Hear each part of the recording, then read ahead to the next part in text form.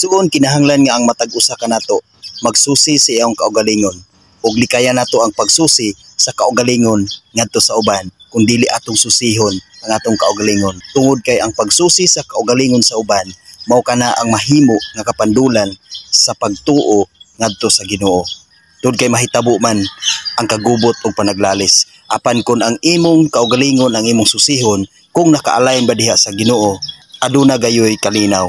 Tungod kay ma-check nimo kung ang imong kinabuhi, ang imong kaugalingon naka-align ba diha sa Ginoo. Ug pinaagi niya na igsuon, mahimo ka nga panag-ingnan sa uban ug dili ka mahimo nga kapandulan. Galacia 6 bersikulo 4. Ang tagsa-tagsa angay nga magsusi sa iyang kaugalingong binuhatan. Kung maayo kini, makapasigarbo siya sa iyang nahimo sa walay pagtandi niini ngadto sa nabuhat sa uban. Mao na igsuon likayi ang pagtandi sa imong kaugalingon ngadto sa uban. Likayi ang pagsusi sa kaugalingon ngadto sa uban. I-check ang imong kaugalingon kung naka-align ba kini diha sa Ginoo. Paningkamot nga mahimo kang panig-ingnan sa uban ug dili ka mahimo nga kapandulan. Amen. God bless sa tanan.